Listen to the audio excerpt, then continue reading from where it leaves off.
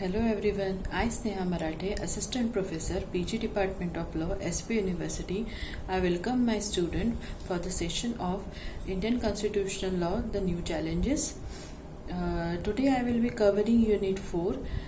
The topic is appointment, transfer and removal of the judges. As we are discussing about higher judiciary, so in this appointment and transfer we will be covering Supreme Court and High Court judges, because as we know the Supreme Court is the guardian of Constitution, and with being the guardian of the Constitution, Supreme Court also plays a major role in safeguarding fundamental rights of the people. So, to maintain supremacy of the Constitution, court has given independent and impartial authority to decide dispute between center and state and between state interstate. So,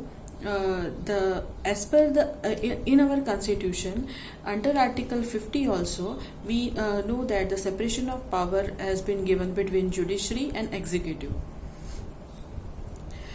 So starting with the appointment of the judges.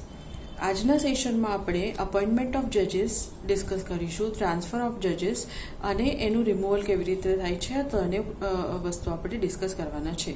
Starting with the appointment of જજીસ. જજીસ of supreme court gates appointed by the president, એટલે એમનું જે appointment છે એ president કરે છે. Chief Justice of Supreme Court is appointed by the President in consultation with judges of Supreme Court and High Court as per the necessary. And in appointment of the other judges, the President is bound to consult Chief Justice of India. Now, this has been discussed under Article 124. Article 124(2) contains word it may consult. So, the word may suggests that it is not mandatory for the President to take consultation of the any of the Supreme Court judges for the appointment of the Chief Justice of India, and but for the appointment of the other judges, the President is bound to consult Chief Justice of India. Now, in 1956, the Law Commission headed by Attorney General M.C. Settleward has criticized this practice of appointment of Chief Justice, and he has suggested that the appointment shall not only be based on the seniority, but the administration competency and merit shall taken into the consideration for the appointment of the judges. એટલે અત્યાર સુધી જે પહેલા appointment હતું chief જસ્ટિસનું, એ chief justice of India only સિનિયોરિટીના base પર અપોઇન્ટ થતા હતા. એટલે જે પણ સુપ્રીમ કોર્ટના સિનિયર મોસ્ટ જજીસ હોય એમને ચીફ જસ્ટિસ ઓફ ઇન્ડિયા તરીકે અપોઇન્ટ કરવામાં આવતા હતા. પણ જે 1956માં લો કમિશનને સજેશન એવું આપ્યું કે એની અપોઇન્ટમેન્ટ ફક્ત એના સિનિયોરિટીના બેઝ પર નહીં, પણ એના મેરિટ્સ, એની ક્વોલિફિકેશન, એની એડમિનિસ્ટ્રેટિવ એબિલિટી કેટલી છે એ બધાના બેઝ પર પણ થવું જોઈએ. ટિલ 1973 એ જે અપોઇન્ટમેન્ટ હતું ચીફ જસ્ટિસ ઓફ ઇન્ડિયાનું એ ફક્ત સિનિયોરિટીના બેઝ પર થતું હતું.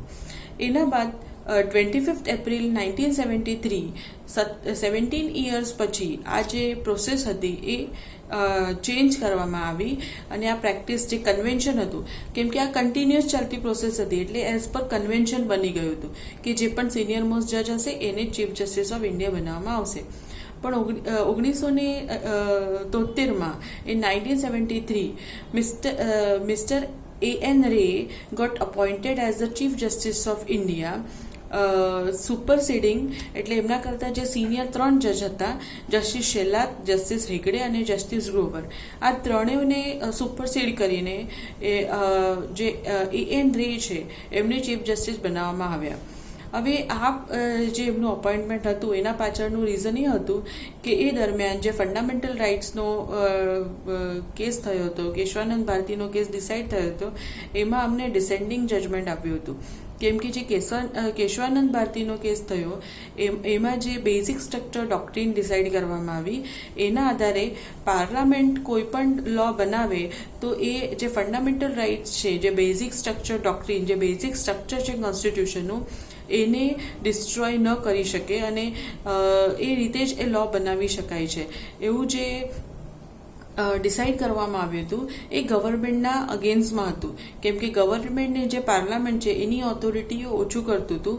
એટલા માટે તે કરીને જસ્ટિસ A.N. રોયની અપોઇન્ટમેન્ટ એમના કરતાં 3 જે સિનિયર જજ હતા એમને સુપરસીડ કરીને એમને બાકાત રાખીને એમની અપોઇન્ટમેન્ટ કરવામાં આવી હતી. નાવ ઇન રિપ્લાય ગવર્મેન્ટે એવું કીધું કે જે લો કમિશનનું સજેશન હતું, જે 17 યર્સ 17 વર્ષ પહેલાં આપેલું હતું, એ અમે હમણાં ઇમ્પ્લિમેન્ટ કરીએ છીએ. But in their arguments also they gate fail because જે સિનિયર 3 જજ હતા એમની પણ ક્વોલિફિકેશન, મેરિટ્સ અને એમના જે સિનિયોરિટી હતી એ બધું પ્રોપર હતું, છતાં પણ એમની અપોઇન્ટમેન્ટ ન થઈ. Then after in 1977, Janta government came in party and they have set back the old convention of appointing senior most judges as a Chief Justice of India. હવે આ જે અપોઇન્ટમેન્ટ અને ટ્રાન્સફરના રિલેશનમાં આપણે 3 કેસીસ જોઈશું જે બહુ ઇમ્પોર્ટન્ટ છે, જે 3 જજીસ કેસ તરીકે ઓળખાય છે. Starting with first SP Gupta versus union of India in 1982. આ જે SP Gupta versus union of India 1982નો કેસ છે, this case is known for the supremacy of executive because in this case the executive, the president got supremacy over the Chief Justice of India. In this case, the Supreme Court unanimously agreed with the meaning of consultation, which has been decided by majority. આના પહેલાં એક સકલચંદનો case in 1977 decide થયો હતો, જે હાઈકોર્ટનો case હતો અને એટલા માટે એમાં જે ડિસ્કસ થયું હતું એ આર્ટિકલ 222ના વિશે ડિસ્કસ કરવામાં આવ્યું હતું. એમાં પણ વર્ડ કન્સલ્ટેશનનો યુઝ થયો હતો. Now in this case, the Supreme Court decided that the word consultation with, it means that the President appoint Chief Justice of India in the consultation with other judges, or in case of other judges, the President will take consultation of Chief Justice of India. In this case, the word consultation no meaning એવો લેવામાં આવ્યો હતો કે ફક્ત એક opinion લેવું. It is not mandatory for the President to follow that opinion. સો કન્સલ્ટેશનનો જે word છે, જે આર્ટિકલ જે સકલચંદના કેસમાં 1977માં મેજોરિટીથી આર્ટિકલ 222માં લાગુ કરવામાં આવ્યો હતો, એ સેમ મિનિંગ આર્ટિકલ 124માં પણ લાગુ કરીને એમને એમ કીધું, it proves that consultation is the just machinery of the constitution. એ કોન્સ્ટિટ્યુશનમાં આપેલું છે એટલા માટે as a just machinery, as a procedure follow કરવાનું છે for the appointment of the જજીસ. બટ એક્સક્લુઝિવલી જે બેઝિક ફૂલ રાઇટ છે એ પ્રેસિડેન્ટને જ આપેલો છે. President is not bound by the opinion of any of other person. એટલે પ્રેસિડેન્ટે કોઈનું પણ જે ઓપિનિયન લીધેલું છે, કન્સલ્ટેશન લીધેલા છે, જે વિચારો લીધેલા છે એને ફોલો કરવું એ કોઈ પણ જરૂરી નથી, એવું કહેવામાં આવ્યું હતું. આ કેસમાં ડિસેન્ડિંગ જજમેન્ટ આપ્યું હતું જસ્ટિસ P.N. ભગવતી, અને એમને સજેસ્ટ કર્યું હતું કે justice P.N. Bhagwati suggested that shall be the judicial committee for the recommendation of the names for the person of appointment of the judges, at it is not wise to give authority to a single person. એમને એવું કીધું હતું કે કોઈ પણ એક જ વ્યક્તિને જે સુપ્રીમ કોર્ટના ચીફ જસ્ટિસની અપોઇન્ટમેન્ટ કરવાની છે એની ઓથોરિટી કોઈ પણ એક ઇન્ડિવિજ્યુઅલ પર્સનને આપવું યોગ્ય નથી. It should be given to the particular office. જેમ તમે ફોર એક્ઝામ્પલ એક કોલેજિયમ બેસાડો કે એક કમિશન બેસાડો કે જેમાં 3-4 જજીસ હોય, અને એ જે ઓફિસ, એ જે બોડી બનશે એને તમે ઓથોરિટી આપો તો એ યોગ્ય છે, પણ કોઈ પણ એઝ અ પ્રેસિડેન્ટ પણ કોઈ પણ એક વ્યક્તિને એની ઓથોરિટી આપવી યોગ્ય નથી કે જે ઇન્ડિપેન્ડન્ટ અને ઇમ્પાર્શિયલ જ્યુડિશરી માટે સપોર્ટિવ નથી. એટલે આ કેસમાં પણ જે મેજોરિટી જે જજમેન્ટ આવ્યું હતું એને એવું જ કહ્યું હતું કે majority has given judgment that કે પ્રેસિડેન્ટની પાસે ફૂલ પાવર છે, એટલે ચીફ જસ્ટિસની એમાં પ્રાઇમસી નથી. એટલે પહેલું જે SP Gupta versus union of ઇન્ડિયાનો 1982નો કેસ છે, in that case the supremacy of executive has been established. એટલે એક્ઝિક્યુટિવ બોડી જે પ્રેસિડેન્ટ છે એને સુપિરિયર ઓથોરિટી આપવામાં આવી. હવે આવું કરવાથી જે ઇન્ડિપેન્ડન્સી છે જ્યુડિશરી પાસે, જે ઇન્ડિપેન્ડન્સી હોવી જોઈએ, એ કર્ટેલ થઈ ગઈ, કેમ કે પ્રેસિડેન્ટને વધારે પાવર મળી ગયો. After that supreme court advocates on record versus union of ઇન્ડિયાનો કેસ 1993માં સેકન્ડ જજીસ કેસ તરીકે ઓળખવામાં આવ્યો. આમાં શું થયું કે જે સુપ્રીમ કોર્ટના જે સિનિયર જજીસ, જે સિનિયર એડવોકેટ્સ હતા, એમને પીઆઈએલના ફોર્મમાં કેસ ફાઇલ કર્યો અને આ કેસનું ડિસિઝન માટે 9 જજની બેન્ચ બેસાડવામાં આવી. આનું ડિસિઝન 7-2 મેજોરિટી આમાં આપવામાં આવ્યું અને એમાં જે SP Gupta versus union of ઇન્ડિયાનો 1982નો કેસ છે એને ઓવરરૂલ કરવામાં આવ્યો.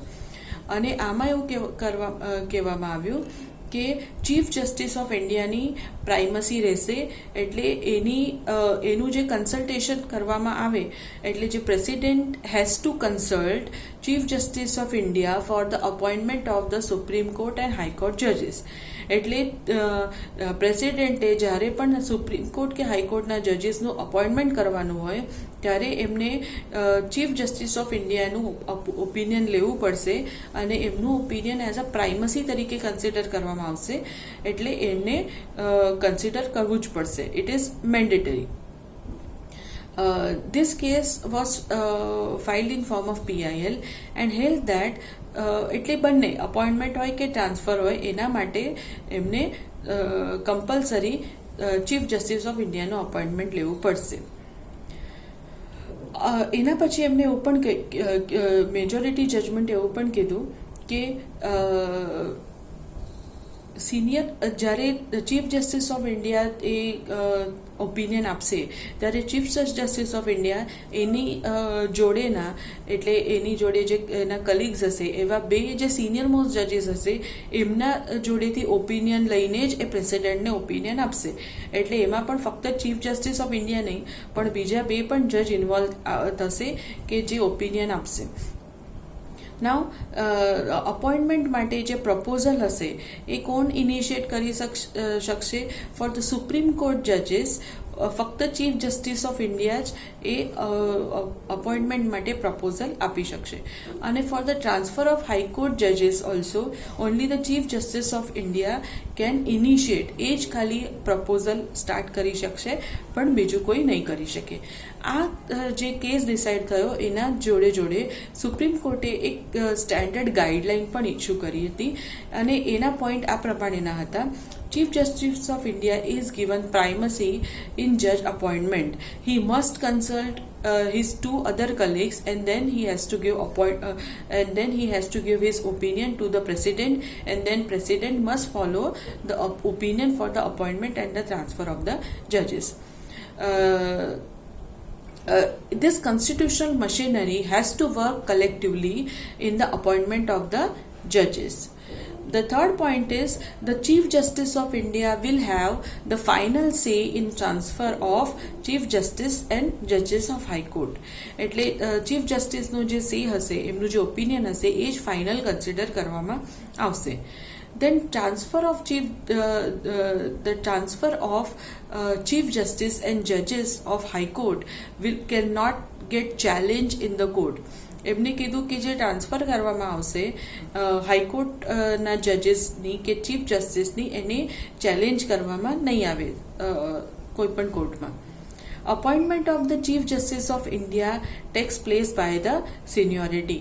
આમાં અગેન એમને એક કન્વેન્શનને ફોલો કરવામાં આવ્યો કે ચીફ જસ્ટિસ ઓફ ઇન્ડિયાની જે અપોઇન્ટમેન્ટ છે એ સિનિયોરિટીને ધ્યાનમાં લઈને જ કરવામાં આવશે. No judge of India can be appointed by the union government without consultation with the chief justice. એટલે કોઈ પણ જજની અપોઇન્ટમેન્ટ પ્રેસિડેન્ટ દ્વારા without consultation of the chief justice નહીં થઈ શકે. હાઈકોર્ટમાં જે સ્ટ્રેન્થ ફિક્સ કરવાની હોય છે કે કેટલા જજીસ હોય એ પણ જસ્ટિસિએબલ હોવી જોઈએ. દેન ટ્રાન્સફર ઓફ જજીસ, આ જે કેસ થયો 1993નો, એને એસપી ગુપ્તાના કેસને ઓવરઓલ કર્યું. આના પછીનો જે થર્ડ કેસ છે એ સ્પેશિયલ રેફરન્સ કેસ તરીકે ઓળખાય છે, 1998નો કેસ. પણ એકચ્યુઅલી આ કેસ નહોતો, પણ એક જે એડવાઇઝરી ઓપિનિયન સુપ્રીમ કોર્ટને આપવાનું હોય છે એ હતું અંડર આર્ટિકલ 143માં. આમાં 9 જજની બેન્ચ બેસાડવામાં આવી અને એમાં એમને કહ્યું કે consultation process adopted by the chief justice requires plurality of જજીસ. એટલે જે કન્સલ્ટેશન પ્રોસેસ છે જે chief justice of India follow કરે છે એમાં પ્લુરાલિટી ઓફ જજીસ એટલે વધારે નંબર ઓફ જજીસ હોવા જોઈએ. So, majority held that in appointment of judges, જે appointment of judges under Article 124 follow કરે છે, Chief Justice of India must consult 4 senior most judges of the Supreme Court. એટલે ફાઇનલી આ કેસ પછી એમને એવું ડિસાઇડ કર્યું કે ચીફ જસ્ટિસ ઓફ ઇન્ડિયા એના 4 કલીગ, એના જે 4 સુપ્રીમ કોર્ટના કલીગ હશે એમને કન્સલ્ટ કરશે, એમની જોડે ડિસ્કસ કરીને પછી જ એનું ઓપિનિયન પ્રેસિડેન્ટને આપશે. આના પછી જો આઉટ ઓફ 4 આ 4માંથી જો 2 જણને એ અપોઇન્ટમેન્ટ જો મંજૂર ન હોય અને એ લોકો જો રિટર્ન કન્સેન્ટ ન આપે તો એ કેસમાં એ અપોઇન્ટમેન્ટનું ઓપિનિયન આગળ ફોરવર્ડ કરવામાં આવે નહીં. હવે આમાં જ્યારે હાઈકોર્ટ અને સુપ્રીમ કોર્ટનું જ્યારે હાઈકોર્ટની અપોઇન્ટમેન્ટ થવાની હોય ત્યારે ચીફ જસ્ટિસ ઓફ ઇન્ડિયાએ મિનિમમ 2 સુપ્રીમ કોર્ટના જજનું કન્સલ્ટેશન લેવાનું હોય છે. હવે આ કેસમાં in case of transfer of high court, જ્યારે એટલે અપોઇન્ટમેન્ટ માટે જો સુપ્રીમ કોર્ટની જજની અપોઇન્ટમેન્ટ હોય તો 4 જજ જોડે કન્સલ્ટેશન કરીને જ ચીફ જસ્ટિસ ઓફ ઇન્ડિયા એમનું ઓપિનિયન આપશે. જો હાઈકોર્ટના જજની અપોઇન્ટમેન્ટ કરવાની હોય તો 2 જજ જોડે કન્સલ્ટેશન કરીને જ ચીફ જસ્ટિસ ઓફ ઇન્ડિયા એમનું ઓપિનિયન આપશે. હવે જ્યારે ટ્રાન્સફરના કેસમાં હાઈકોર્ટના જજનું જ્યારે ટ્રાન્સફર કરવાનું હોય એ કેસમાં chief justice of India 4 colleagues જોડે એટલે જે 4 જજીસની કોલેજિયમ હશે એમાં ડિસ્કસ કરીને ઓપિનિયન આપશે. સાથે સાથે એ જે હાઈકોર્ટમાંથી ટ્રાન્સફર થાય છે અને જે હાઈકોર્ટમાં ટ્રાન્સફર થવાના છે એટલે from the transferring high court and from the receiving end, એ બંને જોડે પણ એ બંનેના જે ચીફ જસ્ટિસ ઓફ હાઈકોર્ટ હશે from the transferring court and from the receiving court, એ બંને જોડે પણ એ કન્સલ્ટેશન કરશે. This decision has made consultation process so democratic and transparent. આ કેસ પછી જે કન્સલ્ટેશન પ્રોસેસ હતી અપોઇન્ટમેન્ટ માટે અને ટ્રાન્સફર માટે એ બહુ જ ટ્રાન્સપરન્ટ અને પ્રોપર બની ગઈ. અને આના પછી કોર્ટે એ પણ કીધું કે જે 1993માં જે ડિસિઝન આવ્યું હતું કોર્ટનું અને જે 1998માં જે ગાઈડલાઈન આપી છે અને 93ની ગાઈડલાઈન, આ બંને કેસની જે ડિસિઝન છે એ રીતે જ કન્સલ્ટેશન પ્રોસેસ ફોલો કરવાની રહેશે. અને જ્યારે કોઈ પણ અપોઇન્ટમેન્ટ કે ટ્રાન્સફરમાં એવું લાગશે કે જો આ કન્સલ્ટેશન પ્રોસેસ જે પાવર છે એ પ્રોપરલી ફોલો નથી કરી તો જ ખાલી એને કોર્ટમાં કેસ ફાઇલ કરી શકાશે, નહીંતર અપોઇન્ટમેન્ટ અને ટ્રાન્સફર માટે કોઈ પણ કેસ ફાઇલ કરી શકાશે નહીં. આ રીતનું અપોઇન્ટમેન્ટ અને ટ્રાન્સફરનું કેસ થયું. આના પછી આપણે જોઈએ tenure and removal of the જજીસ. જજીસ of the supreme court hold there office till the age of 65. A 65 years સુધી એમની ઓફિસ હોલ્ડ કરી શકે છે. ઇફ જજ wants to resign from his office he can write to the president. A resignation છે એ પ્રેસિડેન્ટને લખી શકે છે.